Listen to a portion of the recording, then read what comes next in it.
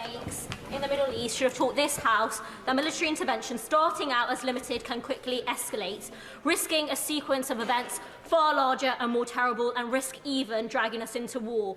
It is for this reason, according to reports in the Times, that Foreign Office officials were, and I quote, incredibly nervous about last week's military assault in Yemen. Driving the region's instability is Israel's horrifying assault on Gaza, which has now lasted more than 100 days. So rather than giving Israel the green light to continue its brutal bombardment of Gaza and risking a wider conflict, will the Prime Minister seek to de-escalate the situation and call for an immediate ceasefire? Prime Minister. Perhaps the Honourable Lady would do well to call on Hamas and the Houthis to de-escalate the situation. Andrew Percy.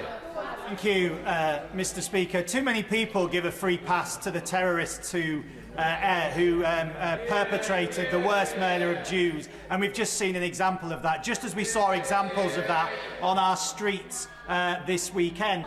Order, Mr. Deputy Speaker, and in line with the House's rules, I informed the member in question that I would be referencing him. In the previous statement, the member for Brigg and Goole implied that I had just, and I quote, given a free pass to the terrorists who carried out the October the 7th attack.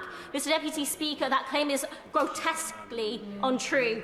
My question to the Prime Minister in no way had that implication. I was calling for a de-escalation in the region and for an immediate ceasefire, and his accusation is absolutely untrue. In this House and elsewhere, I have repeatedly condemned the actions of Hamas and called for the release of all hostages. Moreover, the member's gross accusation is playing to a racist trope, implying that because I am a Muslim, I support Hamas. So with rising Islamophobia and racist tropes asking British Muslims to prove their loyalty, can I ask you for guidance on how to get a full retraction and apology from the member for Brigg and Goole?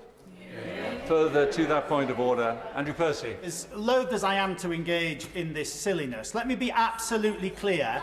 Let me be absolutely clear to the Honourable Lady. Not only did I not reference her, I have on numerous, if she would let me, if she'd listen to the response, on numerous occasions I have said too many people have failed to call out what I think is unacceptable. I've said that before. I'm not going to stop saying that I think people have given a free pass on occasions to behaviour and have not dealt with this with a fair hand. That is an open point of debate. I have called people out on my own side for that. If she could sit here and listen to me, it has absolutely nothing to do with the thing. But I don't want to engage in this silliness. So I will say to the Honourable Lady, I have absolutely no intention of inferring at all that she is in any...